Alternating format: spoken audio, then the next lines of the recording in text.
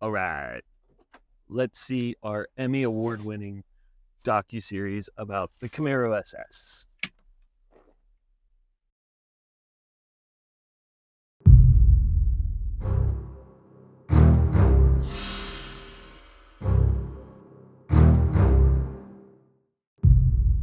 Since the dawn of time, mankind has been consumed with an us versus them mentality. From tribal conflicts to national rivalries, sports teams to brand loyalties, we find comfort in our chosen sides and often clash with those who stand on the other. The automotive world is no different, and this dynamic was certainly felt in the 1960s, when the pony cars, the Ford Mustang, and the Chevrolet Camaro were unleashed onto the scene. These two legendary machines sparked a rivalry that has defined generations of car enthusiasts. The Mustang and the Camaro became symbols of a deeper conflict, embodying the passion and pride of their respective followers. This us versus them mentality is arguably as prevalent as ever in today's world. Now, if you're watching this, you're a car enthusiast. I don't care whether that means you like Camaros, Mustangs, or a different maker model. What unites us is our passion for vehicles. And admittedly, I grew up in a Ford family. I own several Mustangs, and I never really cared to see what it was that made a Camaro so special. That changes today. So join me as I do a review for our 2017 Camaro SS Convertible, and let's all celebrate what unites us. So the reasons to love this car: first and foremost, the engine. 455 horsepower, 455 foot-pounds of torque. Arguably the best part of this car, and I love that GM makes something like this.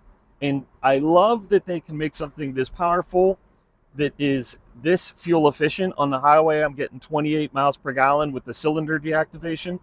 But they can also make something like this that sounds so killer.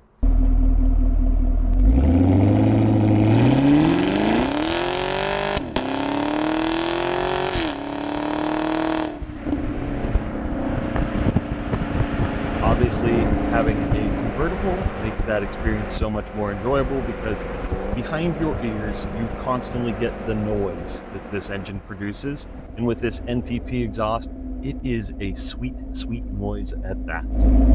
The NPP exhaust is a must-have if you're looking for one of these cars. The ability to put the car in track mode and hear the car the way that it should be heard is amazing. I said that I feel like this car has a his and her mode. I prefer to drive around all the time with the exhaust in track mode, which means the valves are open. But my wife would rather be seen and not heard. And so she likes to put the car in touring mode and just putt along. And it's perfect for that as well.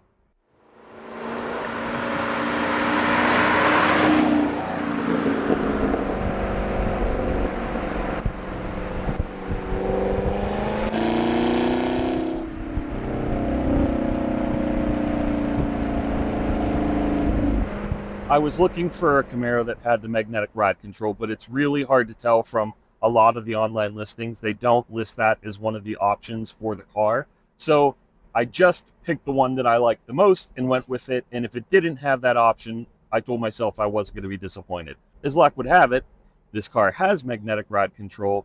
And I got to tell you that I think it's great. Like, I can feel the difference, but not as much as I thought I would, given how amazing the technology in the suspension is. Doesn't mean that I'm not happy to have it. I just don't feel as big of an impact. Perhaps if I was going to track the car, that's where I would really start to feel it, but it's a convertible. It's our go-get ice cream car. It's never going to be tracked. So I'm just glad I have it. Every car has its strengths and weaknesses, and this Camaro SS is no exclusion.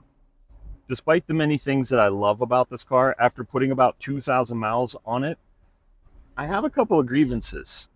The first one is the automatic. Now, I know all of you purists out there would say, you should have got a manual, but this isn't just my car. This is mine and my wife's car. She wanted an automatic, and I wanted her to be happy. So that's what we got. But it's very clear that when you're just putting around in this car and you're shifting the gears yourself, the automatic transmission is really just kind of a letdown. Comparing this to the BMW 3 Series we have with the ZF transmission, it's no contest. That transmission is amazing, and if they put that in this car, I wouldn't have cared if we got an automatic or not. Now, I'm not about to give this car back because of that, because the strengths outshine the weaknesses here, but that is easily number one on my list. Number two is something that everyone picks on the Camaro for, and for a good reason. These doors are incredibly tall, and while I appreciate the fact that it makes it look badass from the outside, everyday usability is just kind of silly. Now, because they're so tall and people want to put their arms on top of the doors, they added this leather pad here, but when you drive around like this, you feel stupid. I've gotten accustomed to driving like this because I do like having my arm on the door, but even then, it's kind of like, why is this thing so tall? The infotainment system is the next on my list. I think that it's fine, but it doesn't hold a candle to a lot of the others out there. I like the one on our 2014 BMW a lot more than this. I like Ford Sync more than this, but it doesn't really matter because I use Apple CarPlay for everything and makes it easy to overlook its shortcomings. I think the way that they angled the screen is kind of ridiculous. I know that it's angled down to reduce glare, but when you look at the screen, it looks like it's positioned for somebody that's sitting at the shifter and not for the driver or passenger. Also, I appreciate the fact that this vehicle has ambient lighting. I like that manufacturers are enabling users to personalize their cars more, but I feel like the way that the ambient lighting was implemented here really feels like an afterthought. I think there's a lot more that they could have done to make it really stand out, and I have some aftermarket ideas that I plan to do to this car that I think will do just that. The next one's kind of like a duh thing, but the convertible's top takes up almost the entire trunk. I have my book bag in the back and my camera tripod, and that's pretty much all that fits in there. Now, I don't care because this isn't one of our primary cars, and I bought it knowing that the trunk was going to be limited. But if you're buying this and it's going to be your everyday car, you should be planning to put stuff in the back seat because it ain't going to fit in the trunk. This is going to sound like I'm nitpicking, and I probably am, but the steering wheel just doesn't do it for me. Functionality-wise, it's completely fine. I like the way it feels. It has a lot of cool little inputs on it. Took some getting used to, but I'm starting to like it. But from an aesthetic perspective, I just think it's kind of ugly. Now, I appreciate that it says 50 on it, that it's a flat bottom, and where your hands rest is really nice. It's just that shape in the middle. I think that the previous generation Camaro steering wheel was a lot better, and I wish that I could have that in this car. The rear view mirror has red and blue lights on it. Now, I'm not sure if this is a sick joke by somebody at GM, but let me tell you, that's not the first thing you want to see when you're looking up to see what's behind you. That's the sound of the police! You can put the top down with the key fob, but you can't put it up. I'm sure that this is some kind of safety thing, but come on, it's a party trick. The AC controls are one of those ideas that are awesome in concept, but in practicality, they feel like they're in the wrong place and simply end up here because the designers accepted good enough. That'll do, pig. That'll do. So there you have it, an overview of my new-to-me 2017 Chevy Camaro SS Convertible. The more I drive this car, the more I'm becoming a believer that regardless of what kind of day you're having, you can always get just a little bit better by getting out there and driving in a convertible.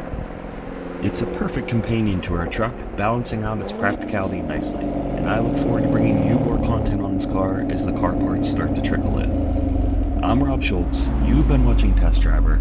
If you like this content, please give it a like and subscribe. I'll see you next time.